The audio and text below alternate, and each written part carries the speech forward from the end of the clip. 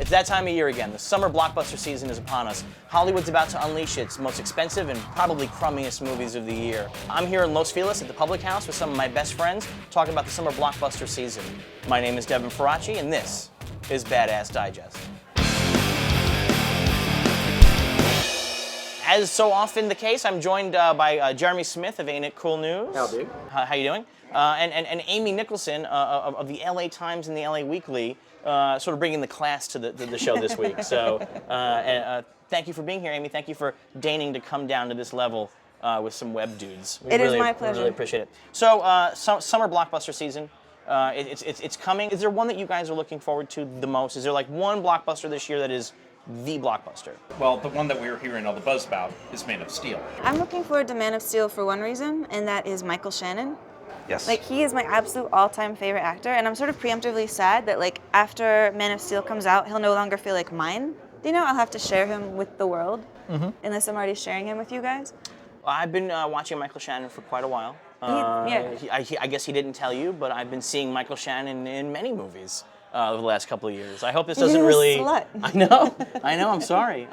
All right, Amy, what's your blockbuster that you're excited about for the summer? Well, I'm kind of a meathead, so I might have to go Fast 6. But I think Fast 6 is a good choice because this has been a series that really Yeah, has worked. It really has. It's steadily gotten better. I mean, I don't know if it's going to be able to live up to 5. I'm already kind of bummed out that they didn't work the number 6 into the title, because I still feel like it should be like FA6T. And you just explained why they didn't work it into the title. Yeah. I think it's going to be awesome. I think there's going to be car crashes. Well, I mean, I can predict with certainty there's going to be car crashes. Guys, they got a tank. Damn. Well, Devin, I think Amy, I know what you're looking forward to. What am I looking forward to? Hangover 3. Yes, I'm excited anytime there's a new Zach Galifianakis movie so that more on the street can tell me that I look like him. Boy, Did there's you nothing, know that you look just like him? Nothing really gets older than that. And I don't look that much like Zach Galifianakis. It's just racism. It's just fat, bearded white guy racism. You guys really have it hard in this world. It's tough. Devin, be serious. What movie are you looking forward to? The movie of the summer is Pacific Rim. Really? Yeah, and in fact, we're gonna have to take a shot because you didn't agree with me on that. You guys... Pacific Rim is the movie of the summer. Don't be a wuss. I'm not doing the shot. Jeremy, do the shot. Jeremy. You already half of it anyway. Yeah, come I on. know, Jesus but I Christ. was... We'll get another one. We'll get another one. Pacific Rim, movie of the summer. A lot of reasons. One, Guillermo del Toro is, I think, one of the great filmmakers who's never quite had a chance to really flex his muscles. I rewatched Hellboy recently, which is a low-budget movie in that blockbuster world. Hellboy's a great film. It's a great film, and it looks huge. Yes. It looks enormous. Maybe spent like $70 million on it. It looks like a $200 million movie. So, he has $200 million now. This is going to look like the biggest movie of all time. But also Pacific Rim is going to be great because this is the movie, and this is such an oversell, but this is the kind of movie that's going to really impact 9-year-olds in a generational way. Like, they're going to walk away, like, these giant robots have cool names like Crimson Dynamo and Gypsy Danger. What, so they're like the American Gladiators? Sort of, yeah, but they Okay. have cool names like that, and these kids, these are going to be like their Gmail addresses. Like, it's going to be Crimson Dynamo 729. You know, should the sign way up that for people that are now. like You Darth should- Boba Fett 27. That's what they're going to have, right? Because I think you should squat on all of them. This is a brilliant business plan. If this was a better show, I would do this, and then we'd like have like a ripple, and we'd have like a whole like a sketch about it. So, but no, it's going to be amazing. It's going to be incredible. I hope it does well because I want Guillermo to really finally pop in a way that he has not. Don't get mad at me, but I hated Pan's Labyrinth, so I can't get that excited about I'm not Guillermo mad at you. himself. Why would I be mad at you? Because obviously it you're was- mentally deficient. I feel bad for you. This is It's the terrible. most boring movie of all You time. feel bad to know who wipes your ass way. Like, Yeah. I'm a lady, for Yeah. sake. what do we think is going to be the biggest movie this summer? Well, Disney's hoping The Lone Ranger because they spent $700 million or something on this. Cut werewolves out of it. They cut werewolves out of it and still a gazillion dollars. Yeah. And we can. I love that there were werewolves in it because some guy was like, well, he has silver bullets, right? So he must hate werewolves. Like, Yeah. how unbelievably stupid is that? Is that going to be the biggest piece of the summer, Lone Ranger? It's the movie I don't understand. It's Jerry Bruckheimer has had a hard-on for the Lone Ranger for a Right. while. It's for him. Right. It's only for him. It's going to be interesting if it flops. Which it can't. There's an if in that sentence? No, yeah, because Johnny Depp is in it. Johnny Depp in a funny hat. Like this is box And office it's Gore gold. all right, and it's Gore Verbinski directing it. Gore Verbinski knows how to make those types of films. Right. He is a He's a great action director. I want Lone Ranger to be the moment that we can all start having a conversation about the fact that Johnny Depp hasn't done any acting in like 12 years. That would be He's nice. just been walking through a film with a stupid hat and then like being a little bit creepy, and I'm so tired of him. I think he's like, I pushed myself so hard, I really tried to be more than a pretty face, and nobody paid that much attention, and now he can just screw around and do whatever he wants and have a stupid wig on, and people are paying him billions of dollars. But Amy, it doesn't matter anymore. He's one of those actors who's got an island. So what do you think is going to be the big movie of the summer? What is the #1 blockbuster of the summer? Well, I don't want to be cliche and say Man of Steel because I already said that's one I'm most excited for. Although I do think it will probably be the biggest movie. I think Iron Man 3. Yeah. Iron Man 3 is like, it's critic proof. It's a victory lap for the Avengers. Right. It's like everyone's going to go see it. Like Iron Man 2 was a huge film. Right. That's a bad movie. It's a terrible movie. Yeah. So Iron Man 3 can't be that bad because Shane Black directed it. Yeah. Well, by the time this airs, we'll know. But what do you think is going to be the biggest movie of the summer? I'm with him. If I had to make a second bet, I'm gonna go Hangover 3. Honestly. You think so, huh? With I which? do. Hangover 3. I think it's gonna be bad, but there's not a lot of big comedies this summer at all. The Hangover 2 was so much worse than Hangover 1, and yet it made like maybe $40 million more. I think Hangover 3 is actually gonna be better than Hangover 2, so maybe it's gonna make even more than that. Who knows? And they're being very clear that it's the final one, so it feels more like an event. You know, it feels like a capper. That's not the same as me thinking it's gonna be any good. But I think I would like to see a big R-rated comedy do well, and that's kind of the only one we have going on. Star Trek Into Darkness. All right, first of all, it's con. But is the movie... Wait. Star Trek Into Darkness. It's con. But is the movie itself a con? Next on Badass Digest.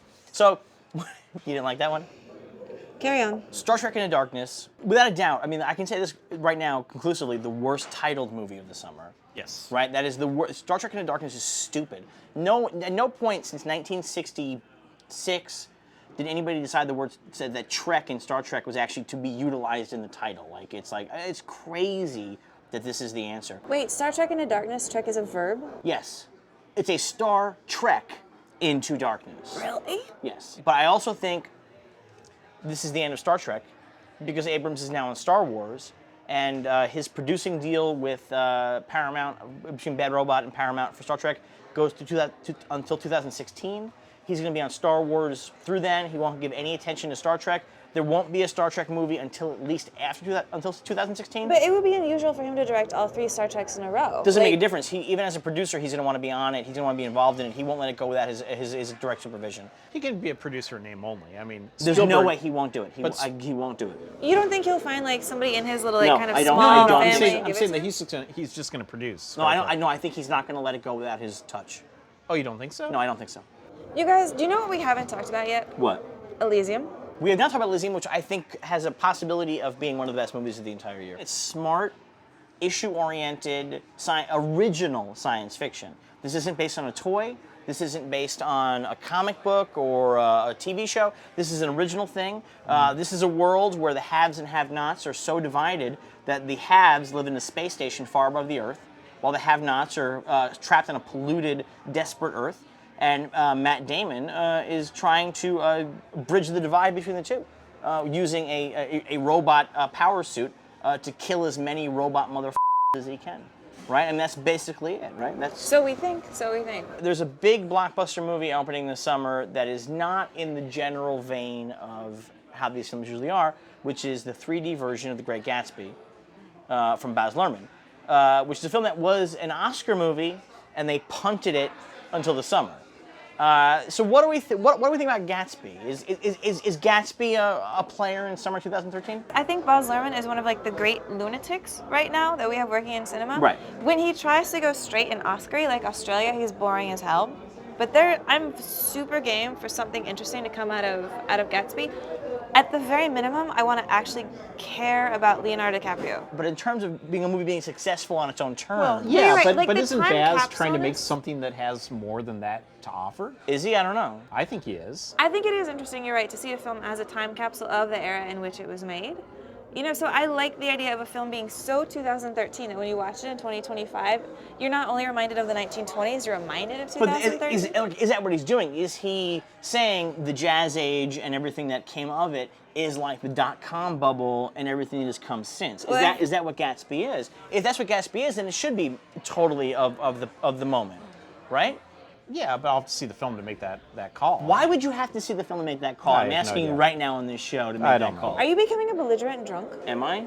Maybe. Sometimes I do. You know what we haven't talked about? What? Wolverine. Do we have to talk about Wolverine? No. Is this like necessary? It's cool. But here's the There's thing. an X-Men movie coming out this summer? So that's just fascinating, right? So Wolverine, so Marvel Studios has been killing it, right? I mean, every movie they make, even if they're terrible, like Iron Man 2 or Thor, is a success. And it's not just a success, they're culturally Wait, relevant. Thor? Thor's garbage. I like it, but it's cool. It's because it's got hot guys. Yeah. Exactly. I want to talk about the biggest question mark of the summer for me, without a doubt, is This Is the End. And this is the Seth Rogen, Evan Goldberg film. They directed it, their first directorial feature effort. And it's all these comedy guys that we love playing themselves in an apocalyptic movie. And it's this sort of like semi-Rat Pack thing where it's like, you know, Sammy and Dean and Frank sort of playing themselves. But in this case, it's flat out playing themselves. Is this the single most indulgent thing anybody's done with studio money ever? You say indulgent like it's a bad thing. If they manage to pull this movie off, I'm gonna love the idea that we can make like a movie with big stars for little money that might make money back. I like that about it. Yeah. But Jeremy, isn't this just a Funny or Die sketch that cost $35 million? I'm worried it is. What those guys are doing, you talk about the Rat Pack type thing, and I like all of those guys, but I feel like that they're probably a little bit late to this party for them.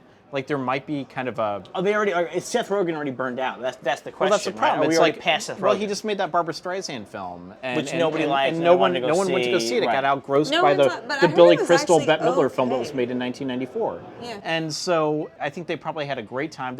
And the thing is, they think this is hilarious, and they think that's going to satisfy their fans. And I hope they're right, because they're all really funny guys. They're good guys, and they deserve, to have one for themselves. Summers can be tough. Are we excited about this summer, or are we dreading this summer? I am vaguely more excited about this summer than I was last summer. Vaguely. Okay. Jeremy? If it's anything like any other summer, it'll be like a few movies I like, and the rest of it will be just a trudge. That is a metaphor for life, Jeremy.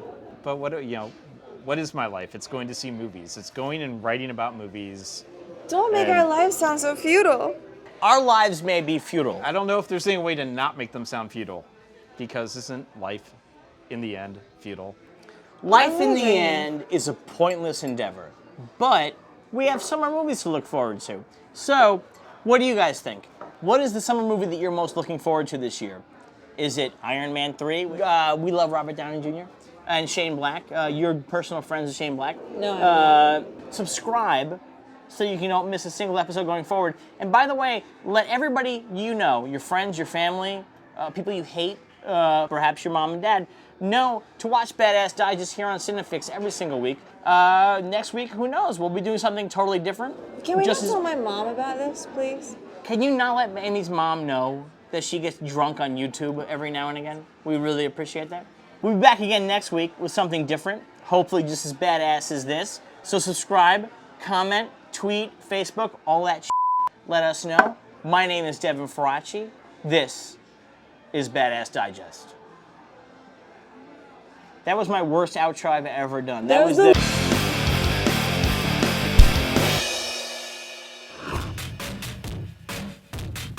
Get your film fix. Subscribe to CineFix.